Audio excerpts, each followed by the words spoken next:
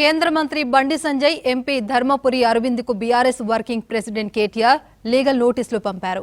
తన రాజకీయ ప్రతిష్టను దెబ్బతీసేలా నిరాధారణ ఆరోపణలు చేశారని కేటీఆర్ అన్నారు. బాధ్యతాయుతమైన పదవుల్లో ఉండి అడ్డగోలుగా మాట్లాడినందుకు వెంటనే క్షమాపణ చెప్పాలని కేటీఆర్ డిమాండ్ చేశారు. ఎలాంటి సాక్ష్యాధారాలు లేకుండా కేవలం దురుద్దేశం పూర్వకంగా మాట్లాడుతున్నారని ఫైర్ అయ్యారు. 5 రోజుల్లో బహిరంగ క్షమాపణలు చెప్పాలని కేటీఆర్ నోటీసులో తెలిపారు. లేదంటే పరువు నష్టం దావా వేస్తానని కేటీఆర్ స్పష్టం చేశారు.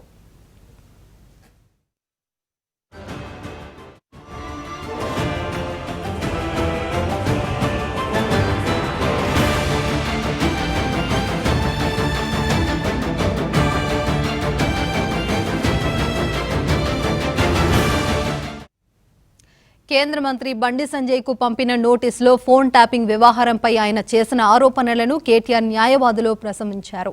కేటీఆర్ కుటుంబం ఫోన్ ట్యాపింగ్ ద్వారా వేల కోట్లు సంపాదించిందని, సెలబ్రిటీల ఫోన్ ట్యాప్ చేశారంటూ జనవరి 23న నిర్వహించిన ప్రెస్ మీట్లో కేంద్ర మంత్రి బండి సంజయ్ చేసిన వ్యాఖ్యలు పూర్తిగా అవాస్తవమని స్పష్టం చేశారు.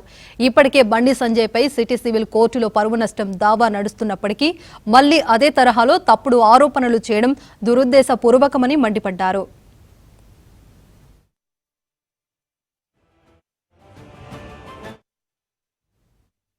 ఎంపీ ధర్మపురి అరవింద్ కు పంపిన నోటీసులో ఆయన చేసిన వ్యక్తిగత దూషణలను కేటీఆర్ తప్పుపట్టారు.